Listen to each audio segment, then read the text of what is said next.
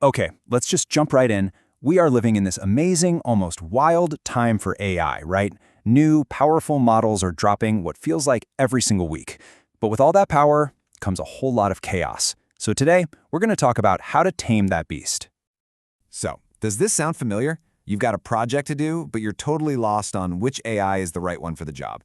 You find yourself bouncing between like 20 different browser tabs, logging in and out of a dozen accounts, trying to remember, wait, was Claude the one that was good at creative writing, or was that Gemini?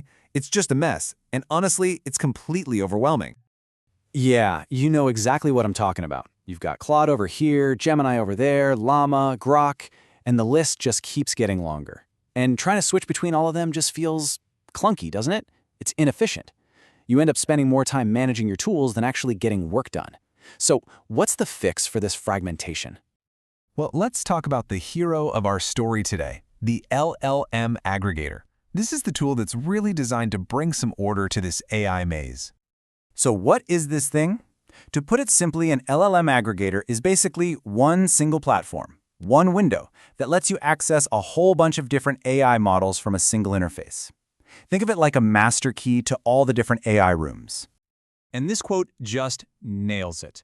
Instead of having to pick and choose Claude or Gemini or Grok, you can just use them all under one roof. It's really all about getting rid of that hassle and putting everything in one central spot.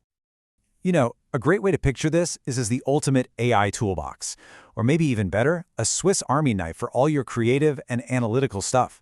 You have one single tool, but it's got everything you could possibly need, whether you're writing, coding, or even generating images. And hey, this isn't just some concept. These tools are already out there in the wild.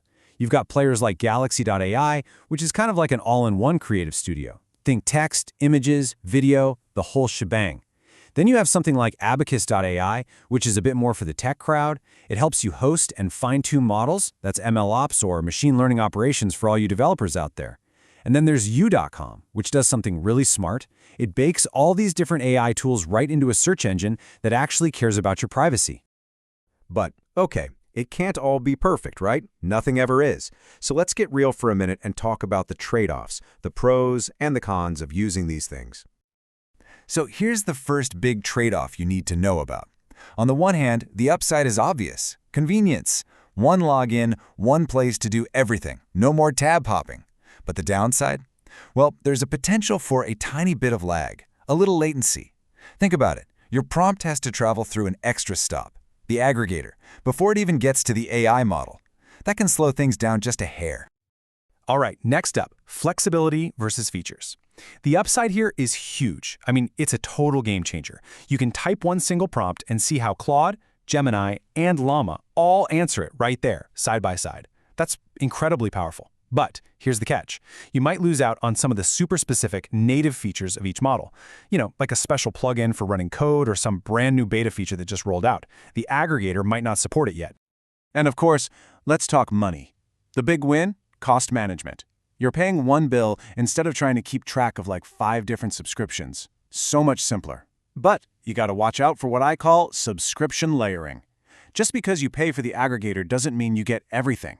The really fancy, top-of-the-line models might still cost you extra to unlock. Okay, so now that we know the pros and the cons, let's get practical. How do you actually make these tools work for you in your day-to-day workflow? Here is a quick 5-step playbook for doing this the smart way.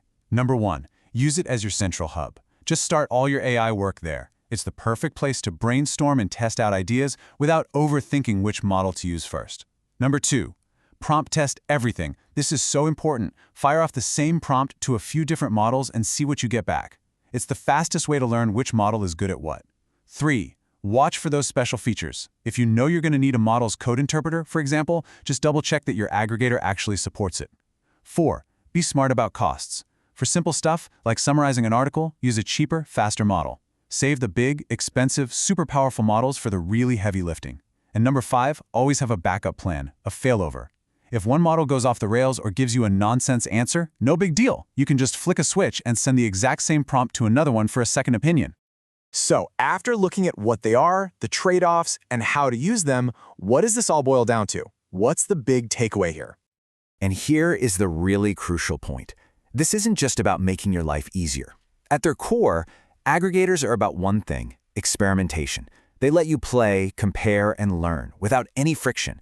And in a world where AI is changing like every single day, being nimble is absolutely everything. Yeah, and this quote just says it all, doesn't it? As AI keeps moving at this insane speed, an aggregator is what's going to help you stay on your feet, test out the new hotness the second it drops, and just generally make much smarter choices about your tools. So I'll leave you with this final question to think about. Are we heading towards a future where one giant AI platform rules them all? Or is the future really about having a well-organized, super versatile toolbox? It's an interesting one to ponder.